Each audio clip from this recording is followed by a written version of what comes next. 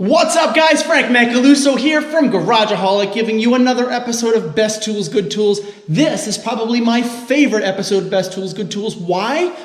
Because it is the most versatile tool in my arsenal, and that is my MIG welder, right? Let's take a look today and talk about everything that my MIG welder can do, how it can benefit you, and all the little cool add-ons that you can use to utilize the MIG welder for various different applications, more than just simply welding.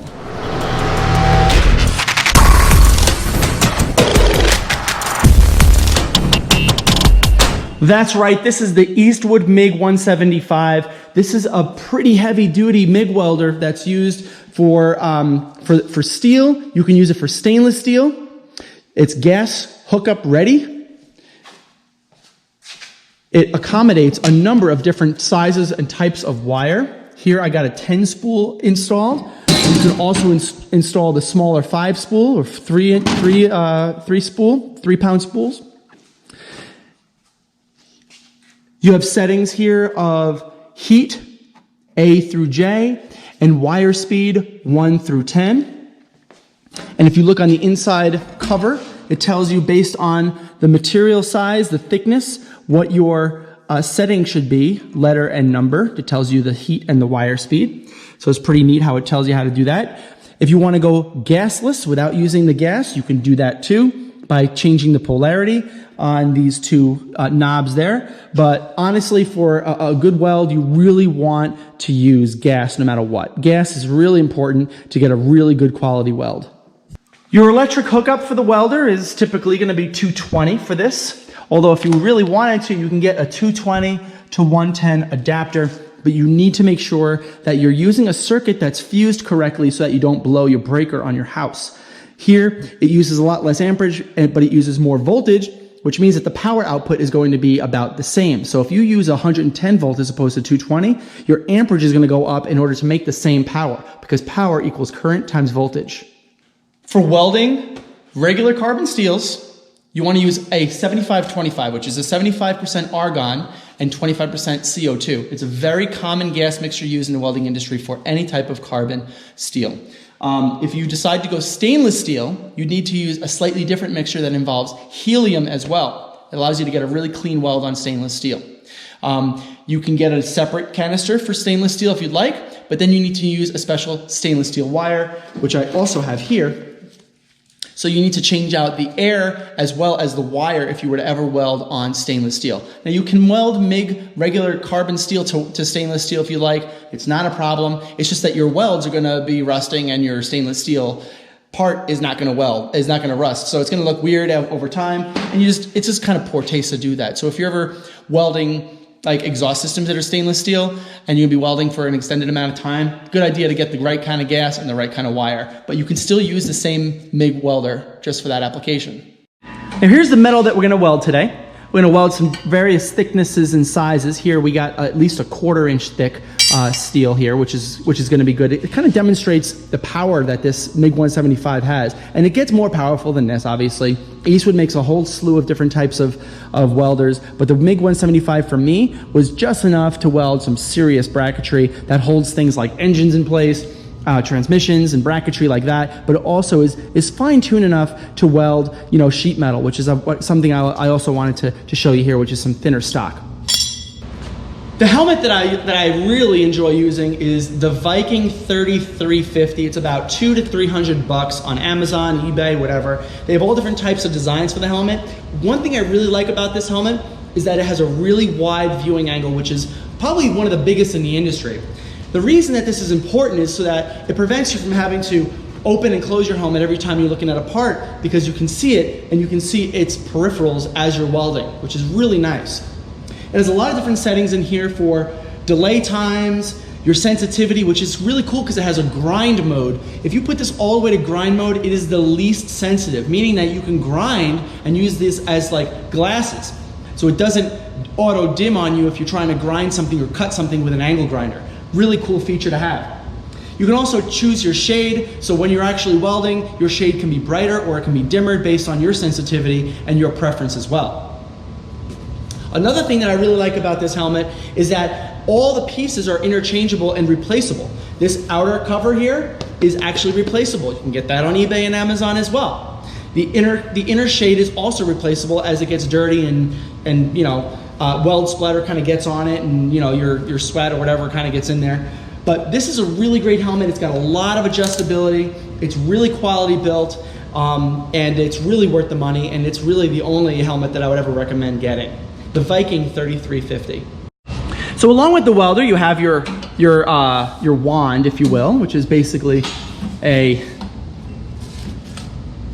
push button trigger, and it feeds the wire as you're going and welding anything. And it's got your ground wire here. I've created a pseudo welding table here, as you can see, and I got a little nub down there, which is where my ground clamps onto, because you need to complete the circuit from your electrode all the way to your ground and back. Basically, welding is just a complete short. You're completing a short, controlled short. Okay, we'll talk about that later. Here we got various thicknesses of sheet metal, and let's just weld, right? I'll just show you what kind of a nice bead this has on various thicknesses with very, very little adjustment. Now, if you haven't seen me weld in any of my 100 videos that I've posted in the past, you're gonna see me weld here. I just got a round stock pipe, welding it to a lower thickness piece of sheet metal here. This is like probably a 1/16, right? I have my appropriate setting for heat, and let's lay a couple beads down.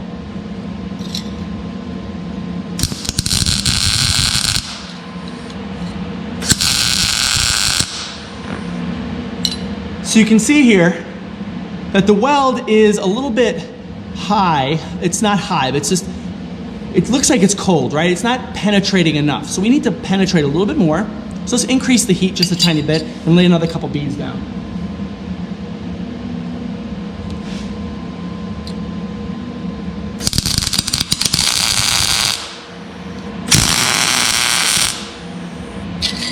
That's better. That's a little bit better there. See that penetration that it gets in the thicker piece?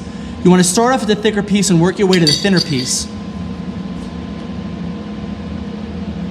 Let's try it one more time.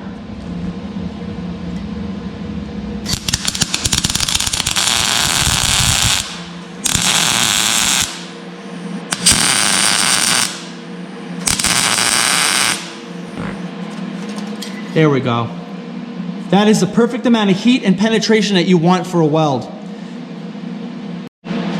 Now let's turn the heat up a little bit and weld something really thick onto it and see how that penetrates on the back side of the part as well as the front side.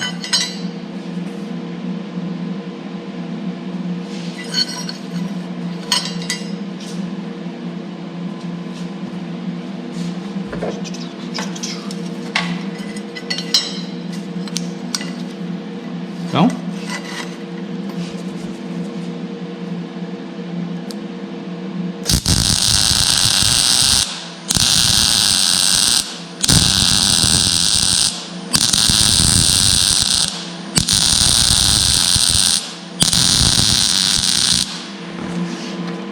Now, as you can tell, I was laying small tacks across.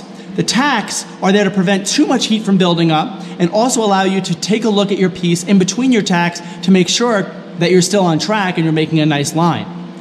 Here, you can see that these tacks are pretty nice, actually. They're kind of on the inside of the fillet, it fills in really nicely. And the back side, you can see that you've gotten your penetration because you've got discoloration on the inside of the piece, and that means that the weld has gone through the part and has really penetrated the metal. Like I said, little tacks. Now here, we've gotten a lot of gunk mixed in here, and that's because as you weld, the splatter gets back on there and it kind of fuses back in here. That's not good because it clogs the air from getting through, your welding gas air from getting through. So you can easily fix this by essentially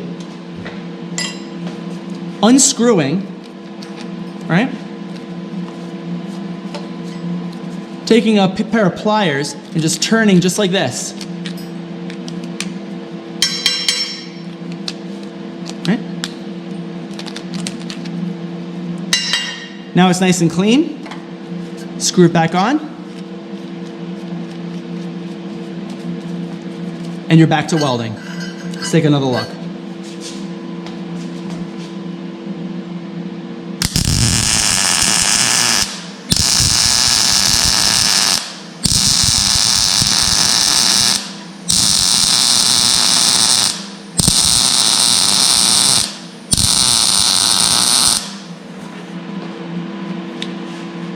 Those are some pretty nice beads, especially on a thick metal that has some structure to it. You really gotta make sure that it's strong and it holds what you want. So yes, I know that Eastwood is not made in the USA and it is Chinese derivative of parts, but I mean, come on, look at those welds. I mean, this welder really does lay some good beads down. So I encourage you to get this. I'm not sponsored by Eastwood in any way, but for the cost, for the price, it's a really good deal for any beginning welder. I know that as you get more experienced and you get better at welding, you're gonna want something that's a little bit, you know, more professional, and a Miller or a Lincoln would really do the job there. But for a starter, it's a really good value for money. At about $500 or $600 for this whole set, it's a really good deal. Now, if you were observant while you were watching this video, you'd see that I had a little bit like a weird MIG welding tool that was kind of in the mix there. And you saw in the settings, you saw Dent studs, right? B 2.5. Well, that B means the heat, 2.5 is the wire speed, and the Dent studs is an additional product that you can get through Eastwood that allows you to use your MIG welder as a Dent stud puller. It comes with the puller, it comes with the hammer slide, the slide hammer, and it comes with the little apparatus that goes on top of your MIG wand and welds the studs down. Let me show you how that works, because for anybody who wants to do auto body repair but can't afford to get a Dent stud welder, this is a really good opportunity for you to see if you can do some good body work on the cheap. So the kit comes with the Dent stud, the slide hammer. It comes with the piece that has your things go in there, right? Your pins slide in there, and that's what eventually pulls your studs out. And to weld the studs on, you use this thing, which allows the piece to sit inside there like that, and you can set the distance with this set screw as you feel like you need for the part, and it allows you to weld. Your wand goes through there and it welds the bottom of the pin onto your part. Now we'll do a couple here, and I'll show you what I'm talking about and how it works.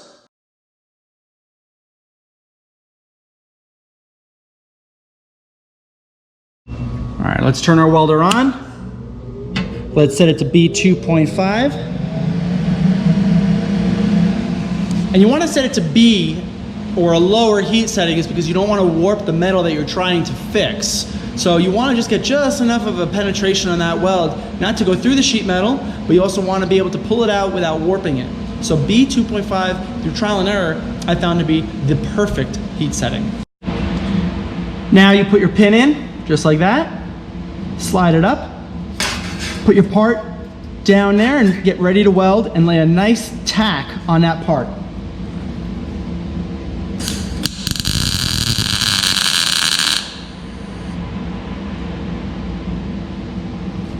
Pull it up.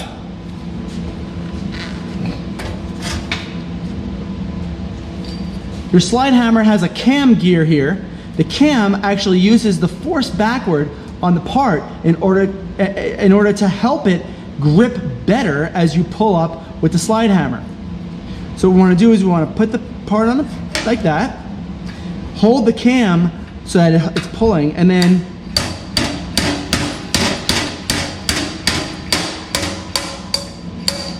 use the slide hammer in the action to pull the part. And the idea is that you actually pull the piece and get your dents out, which is a really nice, cool thing to have.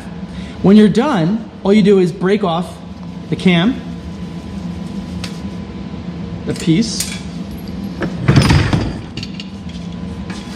cut your part, cut your weld off, and then grind it down.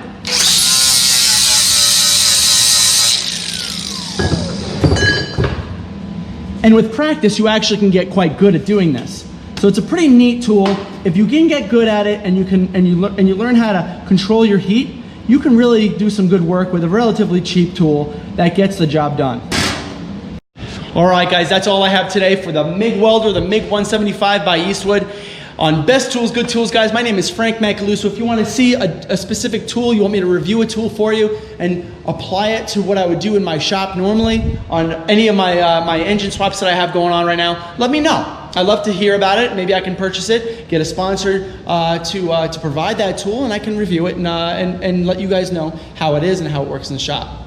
Thanks a lot, guys, for watching. My name is Frank Macaluso from Garageaholic, giving you Best Tools, Good Tools. I am out. Later.